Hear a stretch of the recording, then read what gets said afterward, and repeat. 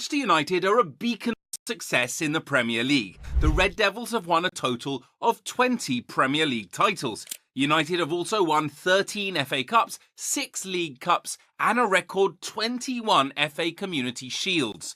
They've conquered Europe too, with 3 Champions League trophies, with their 1998-99 Champions League trophy forming part of a historic continental treble in the 98-99 season. They were simply unstoppable. However, United have lost their spark in recent times and are looking to get back to winning ways. So, could this season be the start? The last time United won the Premier League was in the 2012-13 season, which was also Fergie's last, with the closest they've come to winning the league since then being when they were a distant second in the 2018-19 season under Jose Mourinho, which he has often stated is his biggest managerial achievement considering the squad that he had to work with. The last international trophy United won was the Europa League in the 2016-17 season. They came close to winning it again during the 2020-21 season, but ultimately failed during a thrilling penalty shootout against Villarreal. Since Sir Alex Ferguson's retirement, most of United's European threat has been in the Europa League rather than the Champions League, which they will look to change as soon as is physically possible. They ultimately lost their way, but now United may be on their way to reaching their former glory. They have won 2 trophies in 2 seasons and are hungry for more.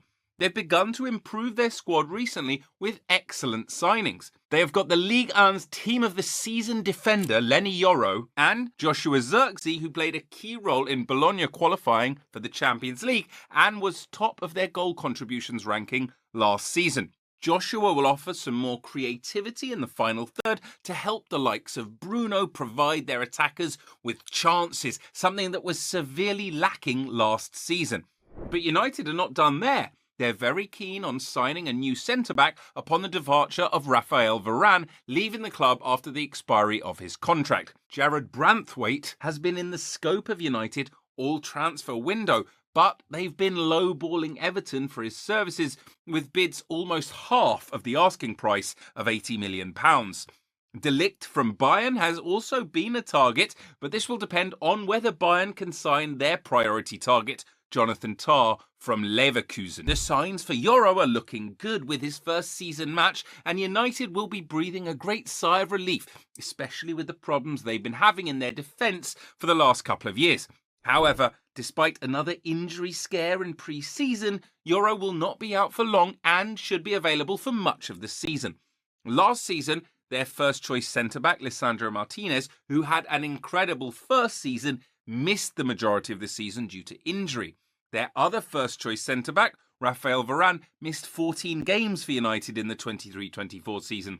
These guys are core to how United play, and it's no surprise that United were better when those two started in the 23-24 FA Cup final victory.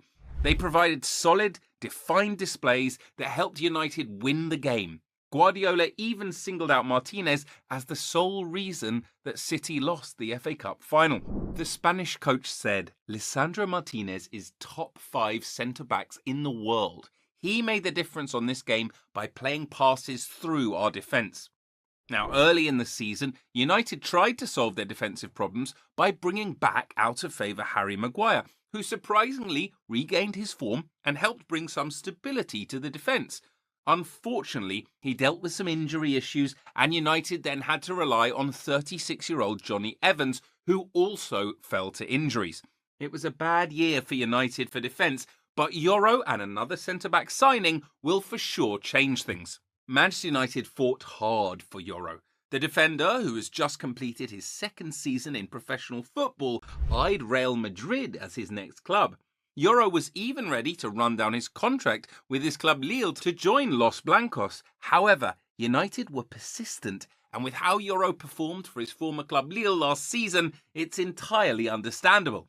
At 18 years old, Yoro ended his 23-24 season with 65% of his aerial duels, and he was just getting started.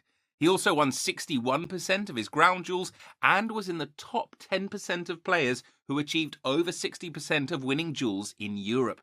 Yoro's physical stats are way above decent and they make him stand out as a defender, but what makes him special is his incredible passing ability. He is one of Ligue 1's best passers, making over 1,537 passes and completing a whopping 92% of them. Now, United have signed Yoro, and with his presence at the club, Man U are closer to the 2006, 2007, 2008, 2009 generation of United players that won 3 Premier Leagues in a row. Now, bear with us here. Speaking of that golden generation, Yoro is similar to one of them. At 6'3", with a slender build, Yoro plays like Rio Ferdinand. He has a maturity and understanding of the game that makes it feel like he's been playing football professionally for way more than just 2 seasons. The young defender will help United by covering spaces opponents can exploit in defence, and he can also help them attack with his passes.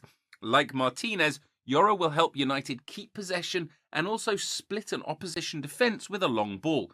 This could be good for United's wingers like Antony, Rashford and Diallo, who can use their speed to run in behind the opposition to score and create goals. It isn't only Antony that'll benefit from Yoro. United's star boy Kobbie Mainoo will as well. Man United are blessed to have 2 of the greatest youngsters in world football in their side. Mainoo is one of these gems United have in their hands, and he is like a calmer version of Roy Keane, as we've mentioned in another of our videos. Mainoo is ridiculously good on the ball and can occupy both the defensive and forward areas of the pitch. He can serve as the link between defence and attack, and can make late runs into the box and score goals. Kobbie's growing maturity on the ball could mean Casemiro will have to play less, which even United fans will probably be happy with, as despite his glittering career, the Real Madrid legend is on his last legs, as age has robbed him of the explosiveness that he needs to play with as a holding midfielder for Man United. With Casemiro slowly getting out of the picture now for United, Mainoo's energy to progress the ball is key, with Man U needing their talismanic Bruno Fernandes to be in the opponent's half as much as possible. Now, there's no denying Fernandes in the opponent's half strikes terror into the other Premier League teams.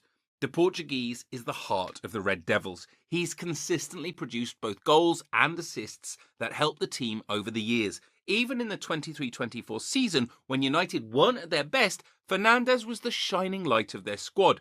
Of the 60 big chances United created last season, Fernandes was responsible for 22 of them. On top of that, he scored 10 goals and provided 8 assists for United. Bruno is simply phenomenal, and he's about to explode even further for United, and the key to this will be new United signing Dutchman Joshua Zirkzee.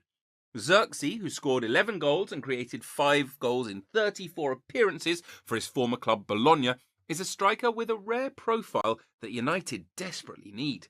He's a profile that they did have in Zlatan Ibrahimovic, but couldn't fully enjoy because of Zlatan's advanced age. Like Zlatan, Zirkzee is a physically and technically gifted player. He is good in the air, quick, tall, strong and agile. He plays well with his back to goal and boasts some of the best finishing, vision, passing and ball control around. Zirkzee is the complete forward. He can score goals, and in the 23-24 season for Bologna, he scored 57% of his chances, missing only 4 big chances. However, his true strength isn't in his ability to score goals, and Zirkzee himself doesn't just want to be a goal scorer. He doesn't even see himself as a number 9. "I'm not a pure centre forward," he said in an interview. "Thiago Motta has transformed me into a 9.5. So what does this mean? Well, basically, Zirkzee's physique will allow him to operate as a target man for United. Now, as a target man, Zirkzee can play with his back to goal and use his passing ability to lay off passes to his teammates. With his hold-up play abilities, Zirkzee doesn't just stay up front, he comes deep to receive the ball and drag defenders out of position.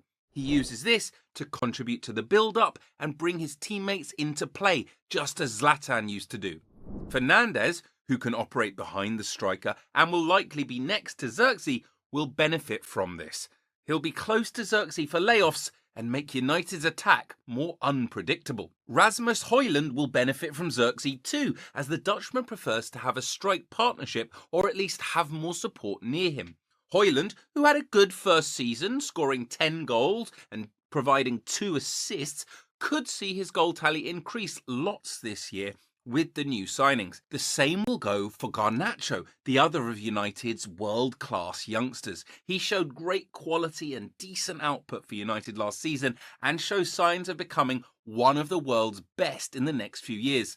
Garnacho has the potential to be a match winner for United. His overhead kick against Everton in the 23-24 season shows the wealth of skills that he has. Now, with players like Xerxes who can create chances, we could see more spectacular goals from Garnacho, and he could complete a terrifying front three for United. Jadon Sancho is another player who'll be threatening for United, especially as he has the potential to develop a devastating chemistry with Xerxes. Sancho, who had a public battle with United coach Erik ten Hag, has since resolved his dispute with the coach and reportedly apologised to his manager and subsequently will be a part of his plans. Sancho can benefit from Xerxes' layoffs or drift inside to occupy central areas because of another sensational skill set that Xerxes has. Like Zlatan, Xerxes can also run in behind, and his dribbling ability helps him use this ability fully. At Bologna, Xerxes completed 4.32 dribbles per 90 minutes on average in Serie A during the 23-24 season. By running in behind and dribbling, Xerxes can get to the areas where he can do the most damage, where he can choose to pass or score. So, on paper, United are looking good with their squad filled with young and hungry players. But will their hunger reflect in their performances? Only time will tell.